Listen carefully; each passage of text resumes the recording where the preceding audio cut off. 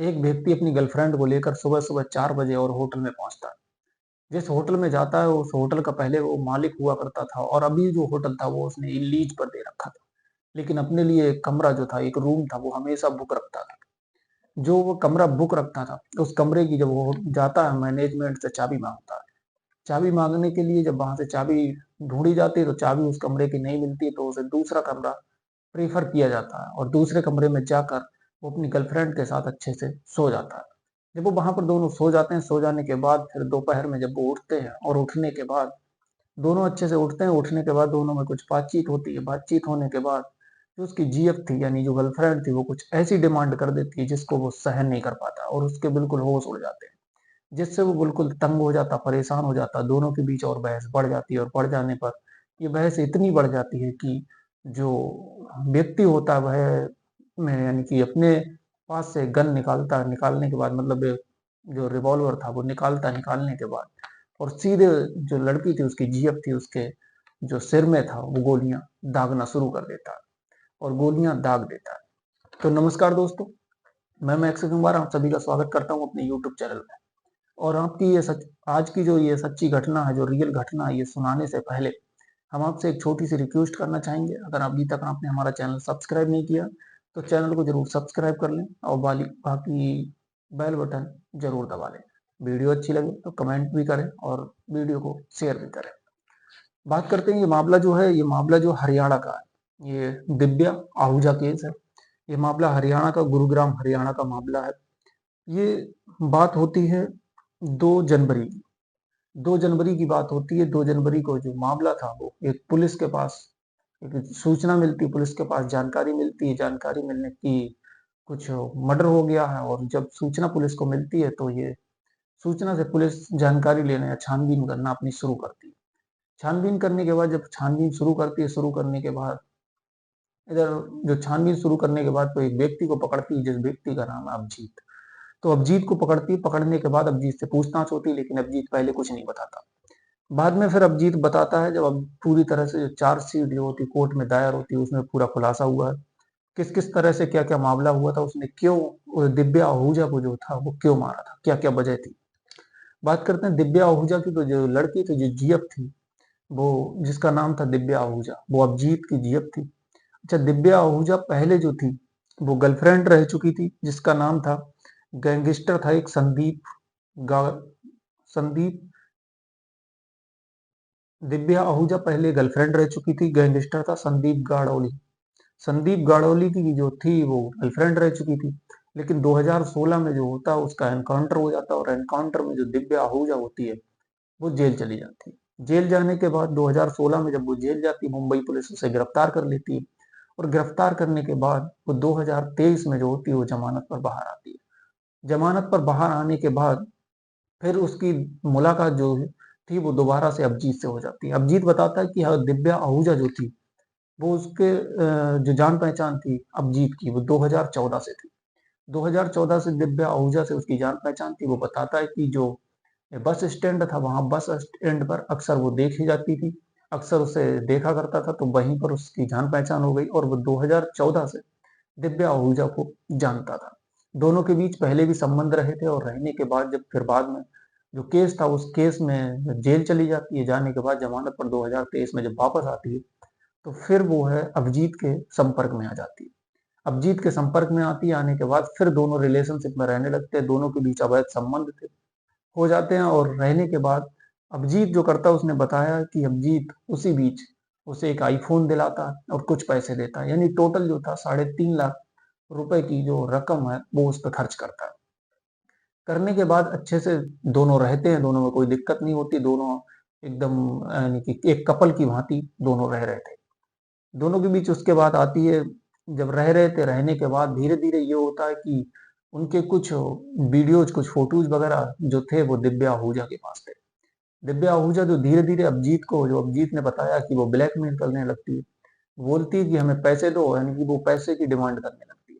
उसने कुछ पैसे दिए भी उसे, जब पैसे देने ल धीरे-धीरे मजबूरी बन जाती है क्योंकि वो बोलती थी कि अगर हम पैसे हमें नहीं दोगे तो जो हमारे बीच संबंध है वो हम आपके घर बता देंगे और बताने पर आपकी जो इज़्ज़त है वो सबके सामने आ जाएगी और आप ये सबके सामने जब आपकी इज्जत आएगी तो आपकी उसमें कोई इज्जत नहीं रहेगी।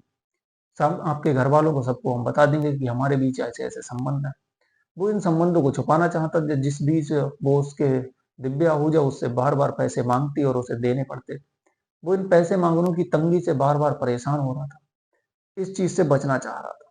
लेकिन वो जब पैसे दोबारा मांगे जाते उस पर 30 लाख रुपए की डिमांड की जाती है। दिव्या आहूजा जो होती है वो 30 लाख रुपए मांगती है।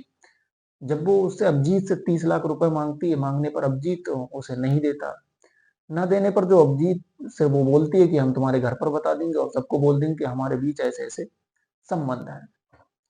होता ये कि तो बात यहाँ तक आ जाती कि 1 जनवरी की बात होती है, 1 जनवरी 2024 को दिव्या आहूजा जो होती है वो अभिजीत के घर पहुंच जाती है। अभिजीत जो है वो होटलों का मालिक है, उसका होटल भी है, तो अच्छा खासा यानी कि बिजनेसमैन है, जिसके पास बीएमडब्ल्यू कार भी है, जिसका बीएमडब्ल्यू कार का सबसे ज्यादा शौकीन है। बात होती तो वो घर पे जब 1 जनवरी को उसके घर पहुंचती है। घर पहुंचने के बाद जो है वहां पर घर पे बलराज जो था, एक बलराज गिल जिसका नाम दोस्त था जो अभिजीत का, वो मिलता है वहां। एक मेघा नाम की लड़की मिलती है वहीं पर जो उसके घर पे थी पहले से ही। वो पहुंचती है क्योंकि 1 जनवरी को पार्टी का माहौल बन रहा था उनके बीच, तो इस वजह से ये सारे लोग इकट्ठे थे। तो जो मेघा थी वो भी अभिजीत की दोस्त रही थी, यानी कि जीएफ रह चुकी थी। उसके बाद एक रवि बंगा नाम का जो व्यक्ति था जो उसका नौकर था, अभिजीत का नौकर था। ये 3 लोग वहां पर मौजूद होते हैं। वहां पर अब अभिजीत को लग रहा था कि अगर इसने अब कुछ कोई बात कही तो हमारी पोल खुल जाएगी, इसमें हमारी बदनामी होगी। इस चीज को वो बचाने के लिए किसी भी तरह से, मतलब वो उसे दिव्या के लिए वहां से किसी तरह से जाने के लिए कहता है। अच्छा, मेघा जो है वो वहां से पहले ही चली जाती है। उसके बाद उसका जो नौकर था वो वहां मतलब रह जाता है, बाकी जो वो नौकर भी चला जाता है, जो बलराज था वो वहां रह जाता है। उसके बाद अब बात होती है सुबह 2 बजे की। 2 जनवरी 2 जनवरी की, सॉरी, 2 जनवरी की बात होती है। 2 जनवरी को सुबह 4 बजे गुरुग्राम का एक होटल पड़ता है। गुरुग्राम के होटल पड़ता है सिटी पॉइंट होटल। जो गुरुग्राम में एक सिटी पॉइंट होटल पड़ता है, वहां पर जो था अभिजीत और दिव्या आहूजा और उसका जो सेक्रेटरी बोलने जो जिसका नाम था बलराज गिल, ये तीनों लोग होटल पहुंचते हैं। होटल जब तीनों लोग वहां पहुंचते हैं, 4 बजे सुबह पहुंचते हैं, और पहुंचने के बाद वो जो स्टाफ था वहां का, उस स्टाफ से जो है वो चाबी मांगते हैं। अच्छा, जो होटल था उस होटल का पहले अभिजीत जो था मालिक था, लेकिन अभी जो मौजूदा हालत में वो होटल था वो लीज पे दे रखा था। जब वो वहां पहुंचता है तो वो, दूसरी बात, वो हमेशा अपने लिए एक रूम था, 114 नंबर रूम, वो हमेशा अपने लिए बुक रखता था। यानी कि वो रूम उसी के नाम पे था, अपने लिए बुक रखता था। लेकिन उस 114 नंबर रूम की जो थी वो चाबी नहीं मिली, और चाबी ना मिलने के कारण उसे दूसरा रूम दिया गया, जिससे बोला गया उसे 111 नंबर रूम में आप चले जाओ और वहां जाकर आप रह सकते हो। तो फिर उसके बाद अभिजीत और दिव्या आहूजा जो दोनों हैं वो दोनों जाकर, और वो उस रूम में जाकर 111 नंबर रूम में खोलते हैं। खोलने के बाद वहीं जाकर सो जाते हैं। सुबह 4 बजे होते हैं तो वह जाके सो जाते हैं। सोने के बाद जब सुबह यानी दोपहर के करीब 2 बज रहे होते हैं, दोपहर के करीब 2 बजे ये उठते हैं। और जब वो दोपहर के करीब करीब दोपहर के 3 बजे, करीब दोपहर के 3 बजे ये उठते हैं, और उठने के बाद तो जो दिव्या आहूजा थी, ये इसने फिर से वो पैसों की डिमांड करी। यानी इसने फिर से पैसों के लिए बोला। तो अभिजीत ने से जब पैसों के लिए बोला तो अभिजीत ने पैसों के लिए मना किया, बोला हमारे पास पैसे नहीं है। और इसी के बीच जो दिव्या थी उसने एक लड़की की डिमांड की। उसने कहा कि हमारे लिए एक लड़की बुलवाओ। तो अभिजीत इस बात को सुनकर बहुत परेशान हुआ। उसने कहा लड़की को बुलवाओ। फिर अभिजीत ने इधर जो मेघा थी जो उसकी दोस्त थी, पहले जीएफ रह चुकी थी, उसको बुलाया, उसे फोन किया। फोन करने के बाद उससे बोल दिया कि आप होटल में आ जाओ। तो इधर जो मेघा थी वो इधर फोन किया उसे, मेघा के लिए अभिजीत ने, और वो मेघा के लिए बुलाया। बुलाने के बाद इधर दोनों में फिर पैसों के लेकर धीरे धीरे बहस छिड़ जाती है। और बहस छिड़ती है, छिड़ने के बाद एक तो वो पैसों के लेकर थोड़ा परेशान हो जाता है। उसके बाद जो उसकी गर्लफ्रेंड थी, एक्स गर्लफ्रेंड थी मेघा, अब उसे बुलाना पड़ रहा था उसके लिए। अच्छा, जो दिव्या थी, तो वो दिव्या ने लड़की क्यों मांगी, क्योंकि वो खुद एक लड़की थी। लेकिन बाद में वो बताता है खुद ही कि जो दिव्या थी वो एक लेस्बियन थी, मतलब उसे लड़कों के साथ साथ लड़कियों में भी इंटरेस्ट था। तो इस वजह से वो लड़कियों की डिमांड करती है, लड़की की डिमांड करती है वो दिव्या। जो अभिजीत है वो उसके लिए बुलाता है मेघा के लिए। जब मेघा आ रही होती, लेकिन इसी बीच एक तो वो इस बात से परेशान की है लड़की बुलवा रही है, अब हम जो हमारी जीएफ है वो अगर इसके साथ ऐसा सब कुछ तो वो उसे पसंद नहीं आ रहा था। दूसरा वो उसी टाइम पैसों की डिमांड करने लगती कि हमें वो 30 लाख रुपए दो। इस बीच वो इतना परेशान हो जाता है, बहुत ज़्यादा परेशान हो जाता है और उसे गुस्सा आ जाता है। गुस्सा आने के बाद अब वो सोचता किसी तरह से इसे रास्ते से हटाओ जिससे हमारी जीएफ भी बचेगी और हमारे पैसे भी बचेंगे। रोज़-रोज़ की इसकी तंगी से परेशान हो गए हैं तो बच जाए। वो शाम को 6 बजे की बात होती है। शाम को 6 बजे जो है शाम को लगभग 6 बज रहे होते हैं और शाम को 6 बजे पिस्तौल लाता है। लाने के बाद और जो दिव्या आहूजा है उसके सिर में गोलियां दाग देता है। जब उसके सिर में गोलियां मारता है, मारने के बाद दिव्या आहूजा जो होती है वही गिर जाती है। गिर जाने के बाद उसकी वहीं मौत हो जाती है। हो जाने के बाद इधर जो अभिजीत था, अभिजीत सीधे स्टाफ होटल जो था वहां पहुंचता है। और जब वो स्टाफ होटल के पास पहुंचता है, पहुंचने के बाद सीधा वहां काउंटर पे जाके बोलता है कि वहां हमने एक मर्डर कर दिया और मर्डर करने के बाद आप जाओ वहां का जो ब्लड है, जो खून वगैरह है उसे साफ कर दो। इधर होटल जो स्टाफ था वो बिल्कुल परेशान हो जाता है। जब वो परेशान होता है तो उसके बाद करे तो करे क्या, क्योंकि वो पहले मालिक रह चुका था, अभी लीज पे दे रखा था, होटल भी उसी का था, तो उसे माननी पड़ी। अच्छा, उससे कुछ पैसे भी देने के लिए बोला था। फिर स्टाफ जाता है, जाने के बाद वहां जो खून वगैरह ब्लड वगैरह था सारा कुछ साफ कर देता। करने के बाद उसके बाद जो अभिजीत है वो क्या करता है कि जो लड़की की लाश थी, वो लड़की की लाश को मतलब दिव्या आहूजा की लाश को एक कपड़े से ढक देता और ढकने के बाद दो शख्स होते हैं होटल के ही, जिसका एक का नाम होता है हेमराज और एक का नाम होता है प्रकाश। दोनों की मदद लेता है। मदद लेने के बाद जो लाश थी उसकी दिव्या आहूजा की लाश को खींच कर ला रहे होते हैं और खींच कर वो उसकी बीएमडब्ल्यू अभिजीत की बीएमडब्ल्यू में रखवा देते हैं। तो उसके बाद अभिजीत की बीएमडब्ल्यू में रखवाते हैं। रखवाने के बाद अभिजीत जो है इधर फोन करता है बलराज को, जो उसका सेक्रेटरी था। बलराज को फोन करता है। फोन करने के बाद उससे बोलता है कि ये लाश आपको ठिकाने लगानी है। बलराज जो है वो आता है। आने के बाद बीएमडब्ल्यू कार और वो लाश सहित उसे लेके जाकर जो नहर पड़ती है, नहर में जाकर फेंक देता है।